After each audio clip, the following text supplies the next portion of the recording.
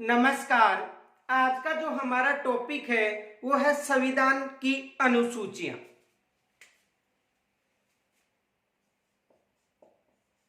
संविधान में अनुसूचियां।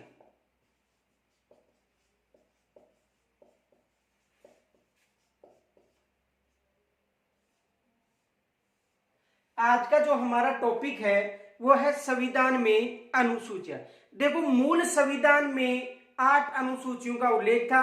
उसके बाद 9वीं, 10वीं, 11वीं व 12वीं जो अनुसूची थी बाद में जोड़ी गई थी। यानी वर्तमान में 12 अनुसूचियां हैं भारतीय संविधान में। लेकिन मूल संविधान की बात करें तो मूल संविधान में केवल 8 अनुसूचियां थी। तो देखो,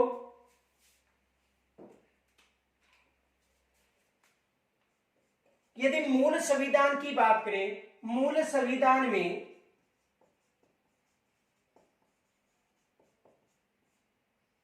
मूल संविधान में 8 अनुसूचियां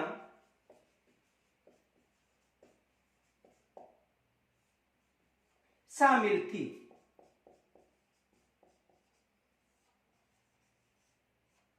यानी मूल संविधान में 8 अनुसूचियां शामिल थी।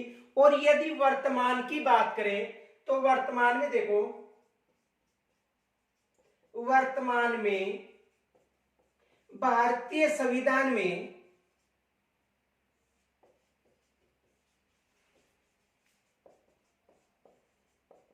12 अनुसूचियां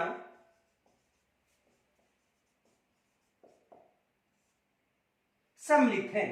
यानी वर्तमान में कितने अनुसूचियां सम्मिलित है? 12 अनुसूचियां।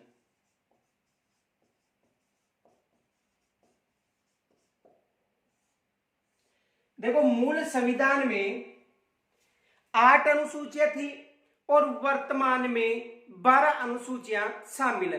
देखो, एग्जाम में यहां से भी प्रश्न बनता है। प्रश्न क्या बनता है? देखो,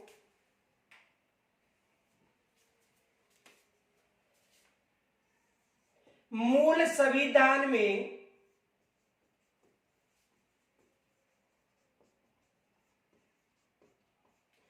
कौन सी अनुसूची शामिल मूल संविधान में कौन सी अनुसूची शामिल नहीं थी? यह प्रश्न बन गया। देखो, मूल संविधान में कौन सी अनुसूची शामिल नहीं थी? देखो, ऑप्शन में मिल सकता है आपको, वहां पर ए में मिल सकता है वेतन व भत्ते, ब में मिल सकता है शपथ, स में मिल सकता है राज्यसभा की सीटों का आवंटन, और द में मिल सकता है पंचायती राज। तो देखो, मूल संविधान में वेतन व भत्ते का उल्लेख था, शपथ का भी उल्लेख था, राज्यसभा की जो सीटों का आवंटन था उसका भी उल्लेख था, और जो पंचायती राज जो अनुसूची 11 में शामिल की गई थी। यानी अनुसूची 11 में किसको शामिल किया गया था? पंचायती राज को। तो मूल संविधान में किस अनुसूची का उल्लेख नहीं था? पंचायती राज। कहने का मतलब है कि मूल संविधान में जो अनुसूची 9, 10, 11 और 12 इनका उल्लेख नहीं था। मूल संविधान में केवल 8 अनुसूचियों का ही उल्लेख था। तो यहां से भी एग्जाम में प्रश्न बन सकता है। तो देखो, मूल संविधान में यानी संविधान निर्माण के समय 8 अनुसूचियां थी। वर्तमान में 12 अनुसूचियां हैं भारतीय संविधान में। 8वीं, 9वीं, 10वीं व 11वीं अनुसूची बाद में शामिल की गई थी।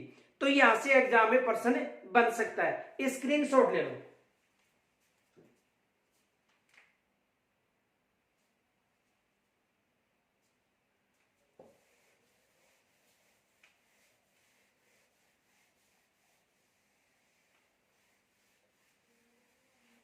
देखो जो प्रथम अनुसूची है उसमें राज्य व संघराज्य क्षेत्र का उल्लेख है। देखो प्रथम अनुसूची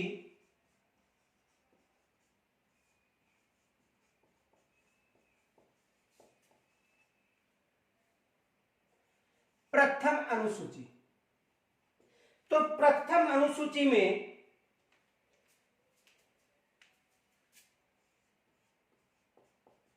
राज्य व संघराज्य क्षेत्र का उल्लेख। देखो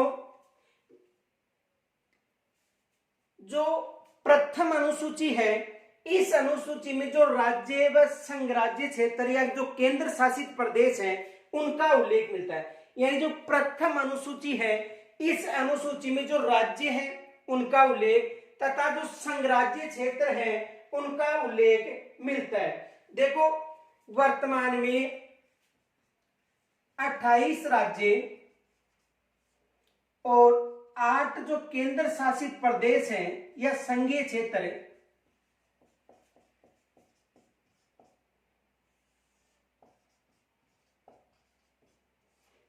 उनका जो उल्लेख है प्रथम अनुसूची में मिलता है। यानी प्रथम अनुसूची में जो राज्य या संघराज्य क्षेत्र जो केंद्र शासित प्रदेश हैं उनका उल्लेख मिलता है। तो प्रथम अनुसूची में 28 राज्य व 8 जो केंद्र शासित प्रदेश हैं उनका उल्लेख मिलता है। देखो यहां से एग्जाम में प्रश्न बन सकता है कि जैसे राजस्थान राज्य का उल्लेख किस अनुसूची में मिलता है। ये एग्जाम में जैसे प्रश्न बन गया, देखो क्वेश्चन बन सकता है राजस्थान राज्य का उल्लेख किस अनुसूची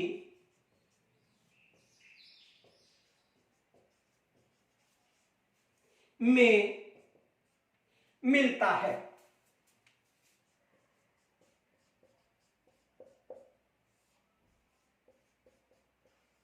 यानी राजस्थान राज्य का जो उल्लेख है किस अनुसूची में मिलता है, यानी ऐसे प्रश्न बन सकते हैं। तो जो संविधान की प्रथम अनुसूची थी उस अनुसूची में जितने भी राज्य हैं यानी 28 राज्य व 8 केंद्र शासित या संघ राज्य क्षेत्र है उनका उल्लेख किस अनुसूची में मिलता है, प्रथम अनुसूची में। तो किस अनुसूची में मिलेगा, प्रथम अनुसूची में। किस अनुसूची में मिलेगा, प्रथम अनुसूची में मिलेगा। यानी 8 राज्य व केंद्र शासित प्रदेश हैं उनका जो उल्लेख है प्रथम अनुसूची में मिलेगा। इनके अलावा दिल्ली को अनुच्छेद 239 क, दिल्ली को अनुच्छेद 239 के अनुसार राष्ट्रीय राजधानी क्षेत्र घोषित किया गया। देखो नोट,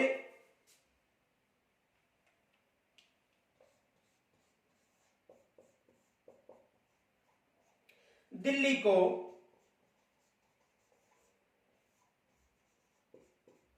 अनुच्छेद 239 के अनुसार, देखो दिल्ली को अनुच्छेद 239 के अनुसार राष्ट्रीय राजधानी क्षेत्र, राष्ट्रीय राजधानी यानी राष्ट्रीय राजधानी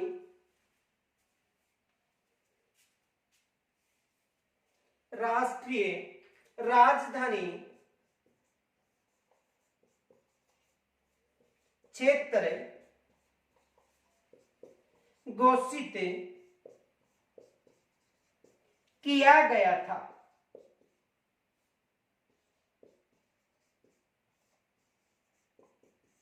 देखो इसे समझो, यानी दिल्ली को अनुच्छेद 239 के अनुसार राष्ट्रीय राजधानी क्षेत्र घोषित किया गया था। तो जो प्रथम अनुसूची है, प्रथम अनुसूची में राज्य व संघराज्य क्षेत्र का उल्लेख है और एग्जाम में कोई सा भी राज्य दिया जा सकता है, राजस्थान की कोई जरूरी नहीं है। कि इस राज्य का या इस केंद्र शासित प्रदेश का उल्लेख किस अनुसूची में मिलता है, तो किस अनुसूची मिलता है, प्रथम अनुसूची मिलता है। और 28 राज्य व 8 केंद्र शासित प्रदेशों का उल्लेख मिलता है। और किसी भी राज्य का नाम देकर पूछा जा सकता है कि इसका उल्लेख किस अनुसूची में मिलता है, तो प्रथम अनुसूची में। और दिल्ली को अनुच्छेद 239 के अनुसार राष्ट्रीय राजधानी क्षेत्र घोषित किया गया है। तो यहां तक स्क्रीनशॉट ले लो।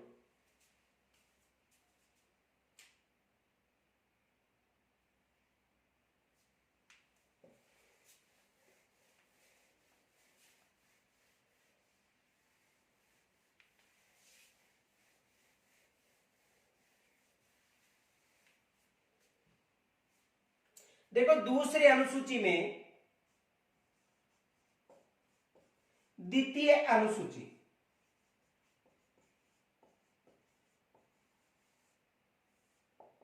द्वितीय अनुसूची में वेतन भत्ते व पेंशन का उल्लेख है। वेतन भत्ते व पेंशन, यानी द्वितीय अनुसूची में वेतन भत्ते व पेंशन का उल्लेख है। यानी कहने का मतलब जो संसद के सदस्य हैं उनका, लोकसभा अध्यक्ष, प्रधानमंत्री, इनके अलावा सर्वोच्च न्यायालय का मुख्य न्यायाधीश या अन्य न्यायाधीश, नियंत्रण महालेखाकार परीक्षक, इनके वेतन भत्ते और पेंशन का जो उल्लेख है वो किस अनुसूची में है, अनुसूची द्वितीय में। देखो इसमें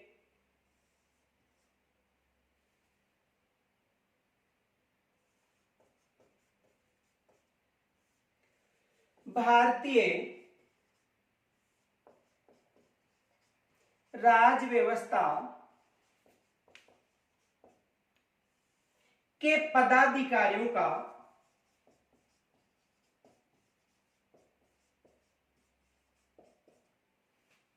यानी इसमें भारतीय राज व्यवस्था के पदाधिकारियों का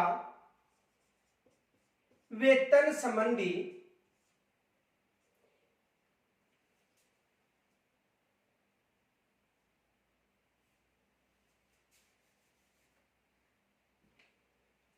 वेतन भत्ते व पेंशन का उल्लेख मिलता है।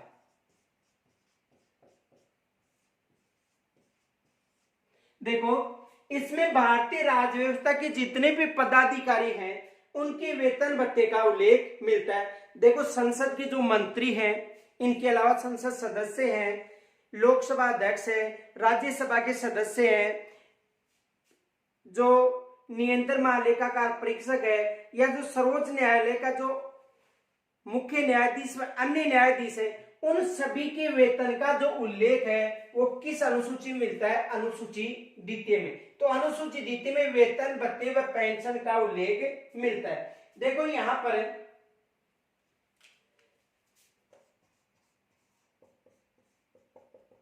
राष्ट्रपति,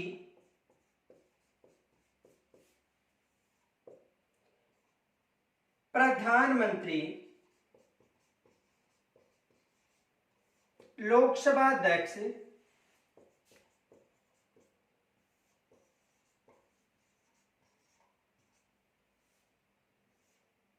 राज्यपाल,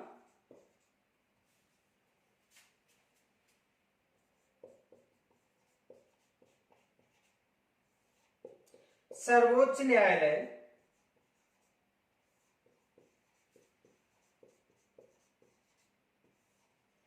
के न्यायाधीश,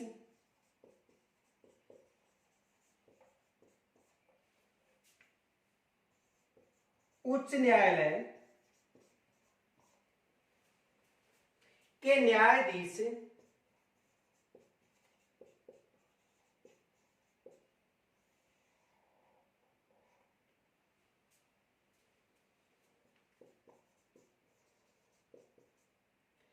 विधानसभा व विधान परिषद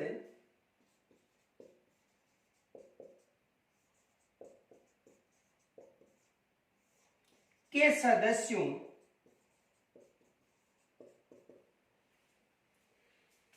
के वेतन भत्ते सदस्यों इत्यादि के वेतन भत्ते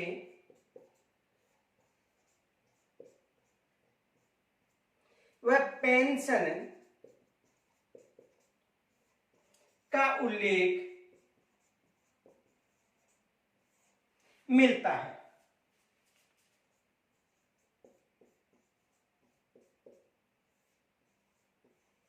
देखो, इसमें जो राष्ट्रपति है, प्रधानमंत्री है, इनके अलावा लोकसभा अध्यक्ष है, उपाध्यक्ष है, राज्यसभा का सभापति है, उपसभापति है, राज्य की विधानसभा के अध्यक्ष, उपाध्यक्ष, विधान परिषद का सभापति, उपसभापति, नियंत्रण महालेखाकार परीक्षक, इन सभी का जो उल्लेख है वो किस अनुसूची में मिलता है? अनुसूची द्वितीय में। देखो, वेतन भत्ते व पेंशन संबंधी जो उल्लेख है वो किस अनुसूची में मिलता है? द्वितीय अनुसूची में। यहां तक स्क्रीनशॉट लो।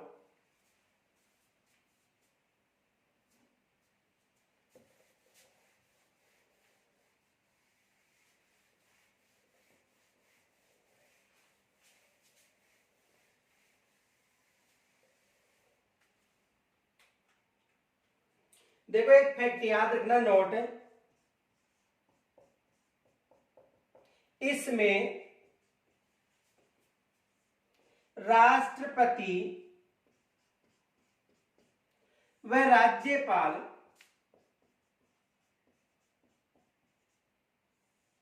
देखो, इसमें जो राष्ट्रपति व राज्यपाल है, इन दोनों के लिए उपलब्धि शब्द, यानी राष्ट्रपति व राज्यपाल के लिए उपलब्धि उपलब्धियों शब्द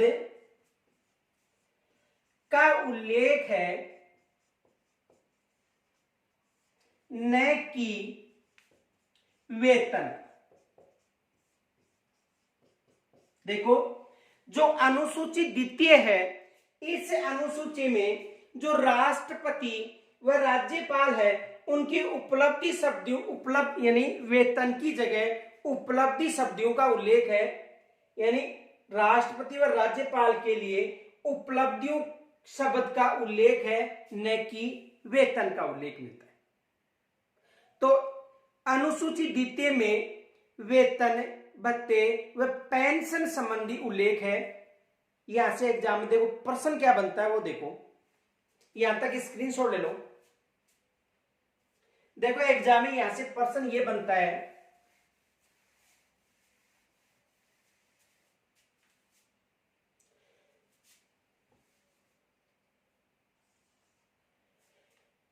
अनुसूची द्वितीय में किसके वेतन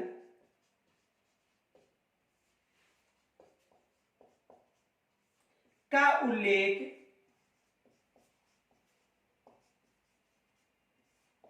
नहीं मिलता है? नहीं मिलता है। देखो, एग्जाम में ये प्रश्न बन गया कि अनुसूची द्वितीय में किसके वेतन का उल्लेख नहीं मिलता है, का उल्लेख नहीं मिलता है।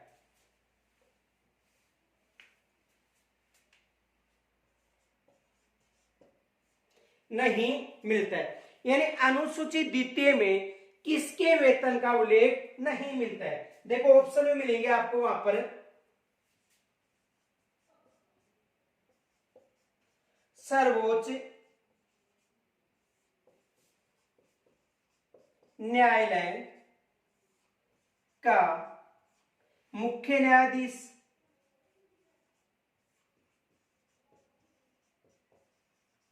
एक तो ऑप्शन में ये मिल गया कि सर्वोच्च न्यायालय का मुख्य न्यायाधीश, दूसरा मिल सकता है राज्यपाल, तीसरा मिल सकता है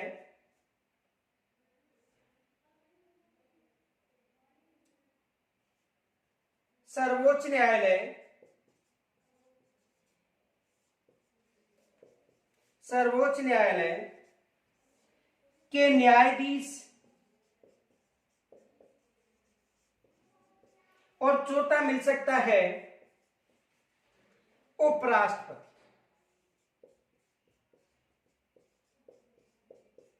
देखो यानी कि एग्जाम में यहां से प्रश्न बन सकता है कि अनुसूची द्वितीय में किसके वेतन का उल्लेख नहीं मिलता है? सर्वोच्च न्यायालय का मुख्य न्यायाधीश, राज्यपाल, सर्वोच्च न्यायालय के न्यायाधीश व उपराष्ट्रपति। तो देखो अनुसूची द्वितीय में उपराष्ट्रपति के वेतन का उल्लेख नहीं मिलता है, वहां पर केवल राज्यसभा के सभापति के रूप में ही वेतन मिलता है। यानी उपराष्ट्रपति को अपने पद का वेतन नहीं मिलता है, केवल राज्यसभा के सभापति के रूप में इसे वेतन दिया जाता है। यानी कहने का मतलब है कि अनुसूची द्वितीय में जो उपराष्ट्रपति शब्द का उल्लेख नहीं मिलता है, यहाँ पर केवल राज्यसभा का जो सभापति है उसके रूप में इसे वेतन दिया जाता है, न कि उपराष्ट्रपति पद के रूप में इन्हें वेतन दिया जाता है। तो एग्जाम में यहां से ये प्रश्न बन सकता है कि अनुसूची द्वितीय में किसके वेतन का उल्लेख नहीं मिलता है? उपराष्ट्रपति के वेतन का उल्लेख नहीं मिलता है, क्योंकि उपराष्ट्रपति को राज्यसभा के सभापति के रूप में वेतन दिया जाता है। यहां तक स्क्रीनशॉट ले लो।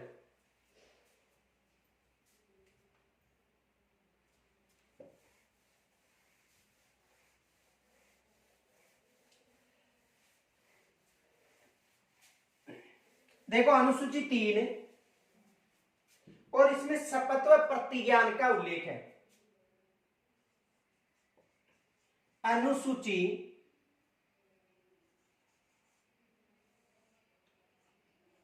3, अनुसूची 3 में जो शपथ व प्रतिज्ञान है उसका उल्लेख मिलता है।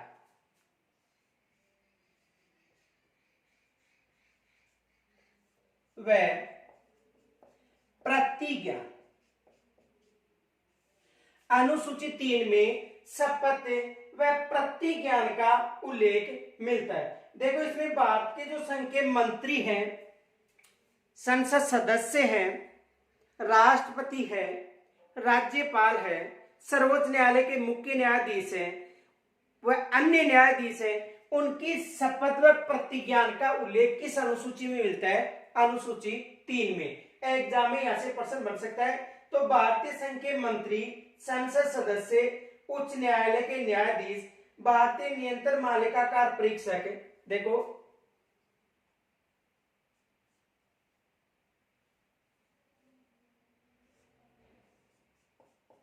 भारतीय संघ के मंत्री, एक तो भारतीय संघ का जो मंत्री है उसे, इनके अलावा संसद सदस्य,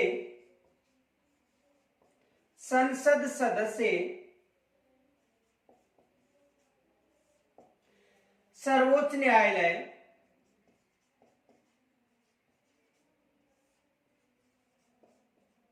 संसद सदस्य, सर्वोच्च न्यायालय व उच्च न्यायालय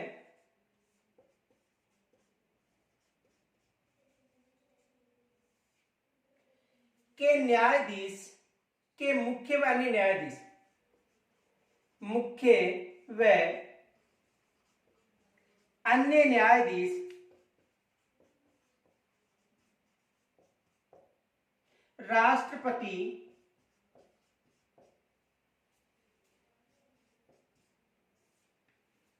उपराष्ट्रपति,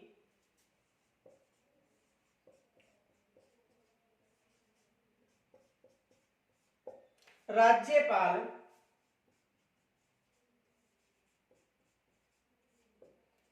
यानी इसमें जो भारतीय संघ के जो मंत्री हैं उनमें संसद के सदस्य, इनके अलावा देखो राष्ट्रपति और इनका अनुच्छेद में उल्लेख होता है, मुख्य न्यायाधीश, नियंत्रण महालेखाकार परीक्षक,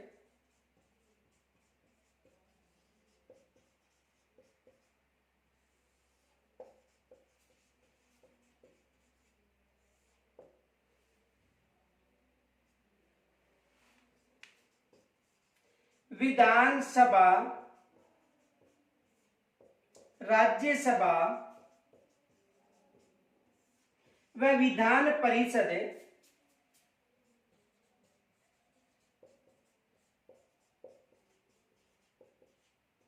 आदि सदस्यों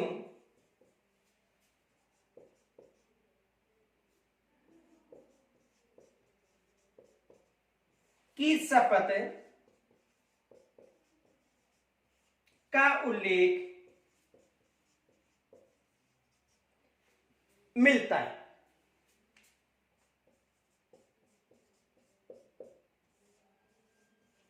देखो अनुसूची 3 में शपथ का उल्लेख है, शपथ और प्रतिज्ञान का।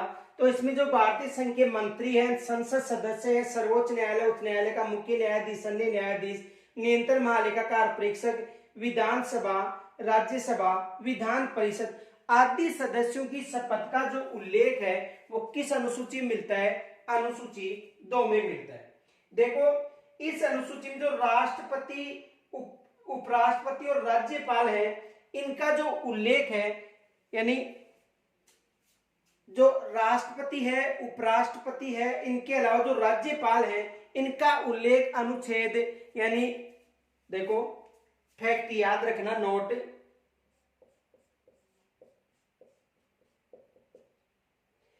राष्ट्रपति,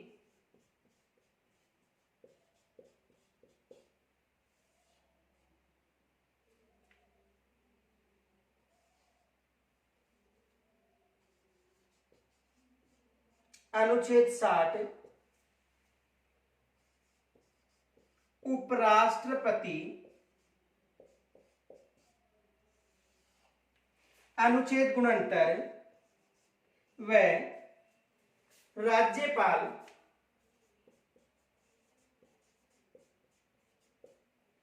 अनुच्छेद 159 में इनकी शपथ का उल्लेख, की शपथ का उल्लेख मिलता है।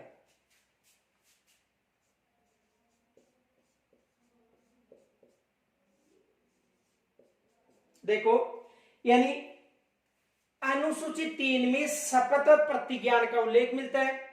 इनमें जो जितने भी भारतीय संसद के मंत्री हैं, इनके अलावा संसद के जो सदस्य हैं, न्यायालय के जो मुख्य न्यायाधीश व अन्य न्यायाधीश हैं, नियंत्रण महालेखाकार परीक्षक है, इनके अलावा विधानसभा और राज्यसभा, लोकसभा का अध्यक्ष, उपाध्यक्ष हो गया, राज्यसभा का सभापति, उपसभापति हो गए, इन सभी की शपथ व प्रतिज्ञान का उल्लेख किसमें मिलता है?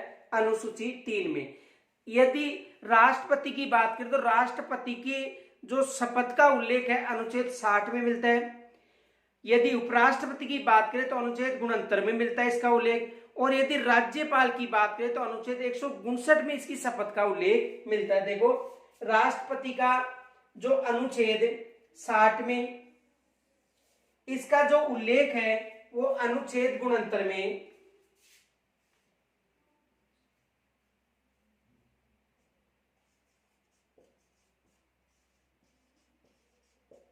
और राज्यपाल की शपथ का जो उल्लेख है वो अनुच्छेद 159 में मिलता है। देखो एग्जाम में यहां से प्रश्न बन सकता है।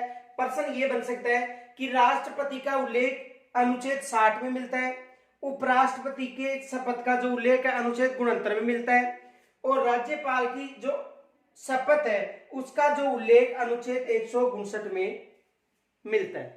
तो यहां से एग्जाम में प्रश्न बन सकता है कि शपथ व प्रतिज्ञान का उल्लेख किन अनुसूची मिलता है? तो शपथ व प्रतिज्ञान का उल्लेख किस अनुसूची मिलता है? अनुसूची 3 में। यहां तक स्क्रीनशॉट ले लो।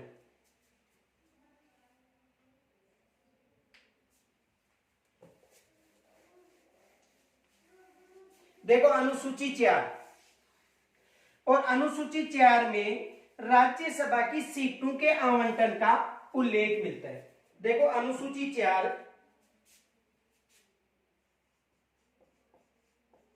अनुसूची 4, इस अनुसूची में राज्यसभा की सीटों का आवंटन का उल्लेख मिलता है। राज्यसभा की सीटों के आवंटन का उल्लेख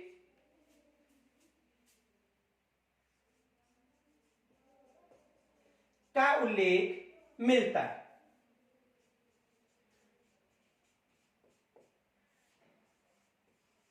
यानी अनुसूची 4 में जो राज्यसभा की जो सीटें हैं उनका उल्लेख किस अनुसूची में मिलता है? अनुसूची 4 में। देखो एग्जाम में प्रश्न बन सकता है, देखो प्रश्न ये बन सकता है, राजस्थान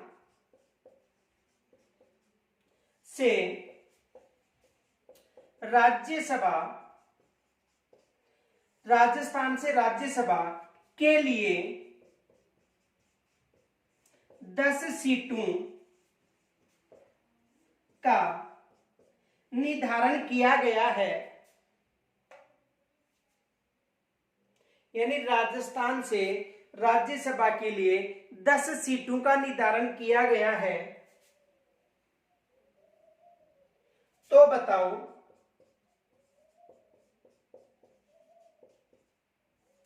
इसका उल्लेख, यानी तो बताओ राज्यसभा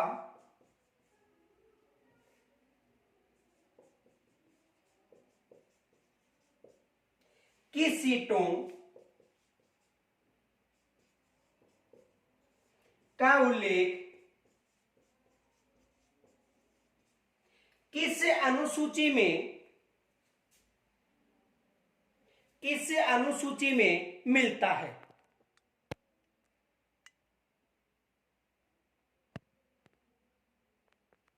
किस अनुसूची में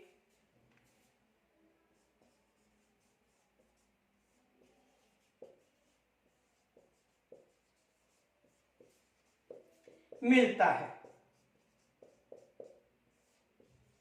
देखो प्रश्न ये बन सकता है कि राजस्थान से राज्यसभा के लिए 10 सीटों का निर्धारण किया गया है,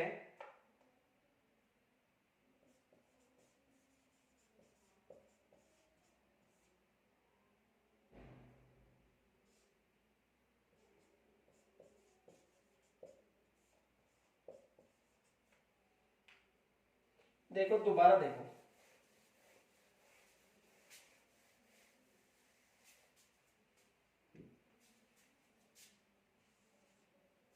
राजस्थान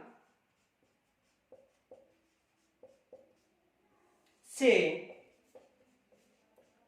राज्यसभा के लिए, यानी राजस्थान से राज्यसभा के लिए 10 सीटों का निर्धारण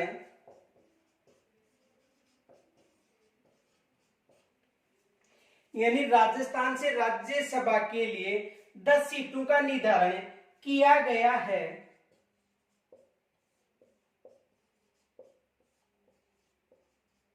तो बताओ इनका उल्लेख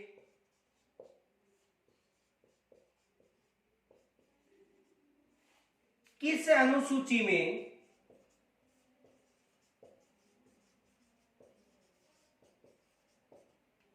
तो बताओ इनका उल्लेख किस अनुसूची में मिलता है?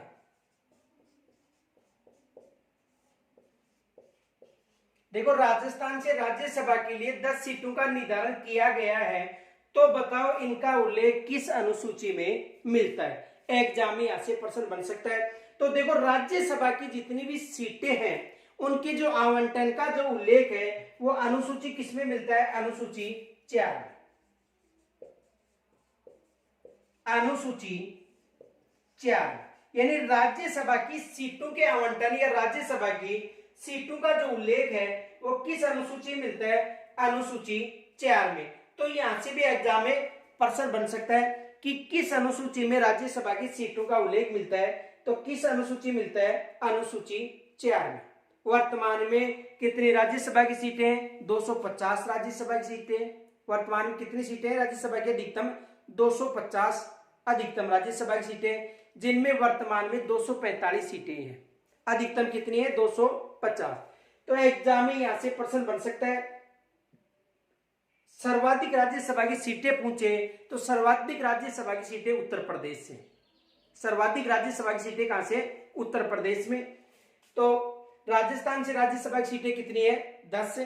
और लोकसभा की यदि राजस्थान से बात करें तो लोकसभा की राजस्थान से कितनी है?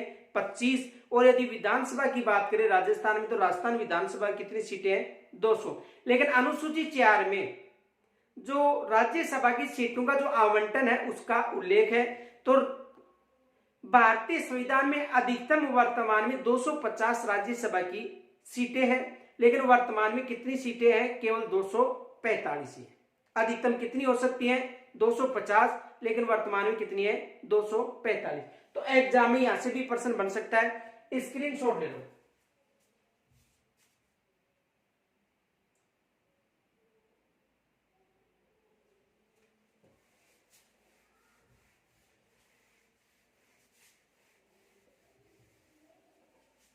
देखो अनुसूची 5 में, अनुसूची क्षेत्र व अनुसूचित जातियों, अनुसूची 5। तो अनुसूची 5 में अनुसूचित क्षेत्रों व जनजातियों के प्रशासन, देखो अनुसूची जो 5 है उसमें अनुसूचित क्षेत्र व जनजातियों के प्रशासन व नियंत्रण का उल्लेख है। देखो अनुसूचित क्षेत्र व अनुसूचित जनजातियों, देखो अनुसूचित क्षेत्र व जनजातियों यानी कहने का मतलब अनुसूचित क्षेत्रों व अनुसूचित जनजातियों के प्रशासन व नियंत्रण का उल्लेख किस अनुसूची में? अनुसूची 5 में। देखो यहां से प्रश्न बन सकता है, प्रश्न ये बन सकता है किस अनुसूची में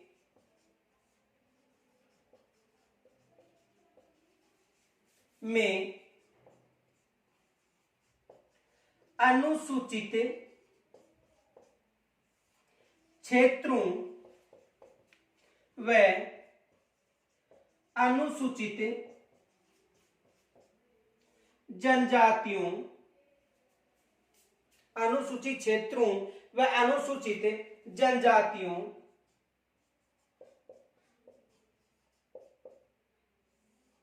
का, अनुसूचित क्षेत्र व अनुसूचित जनजातियों के प्रशासन व नियंत्रण का उल्लेख किस का उल्लेख मिलता है?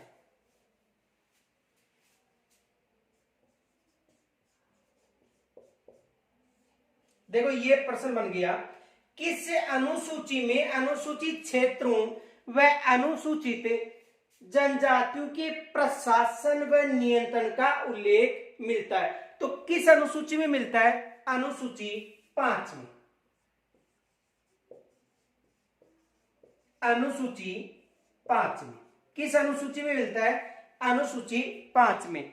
तो देखो अनुसूचित क्षेत्र व जनजातियों का जो नियंत्रण व प्रशासन का जो उल्लेख है वो किस अनुसूची में मिलता है? अनुसूची 5 में। इनके अलावा देखो जो शेष अनुसूची है उनका अध्ययन कल करेंगे, और जो हमारा जो दूसरा चैनल है ज्योग्राफी प्लेटफॉर्म, उस पर भारत का जो भूगोल है और राजस्थान की जो ज्योग्राफी है उनका जो टॉपिक है वो डाल दिए गए। देखो कौन सा है दूसरा चैनल, यहां तक स्क्रीनशॉट ले लो।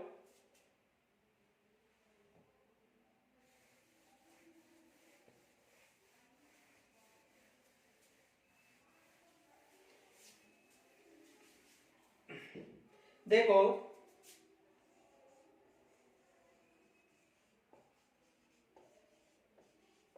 ज्योग्राफी प्लेटफॉर्म, देखो ज्योग्राफी प्लेटफॉर्म जो हमारा दूसरा चैनल है, इस चैनल पर राजस्थान का भूगोल,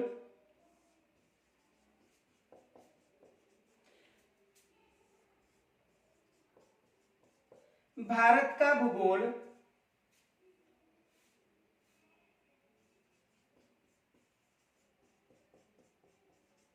भारत का भूगोल,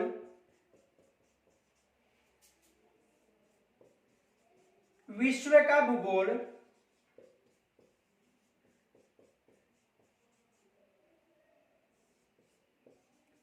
प्रायोगिक भूगोल,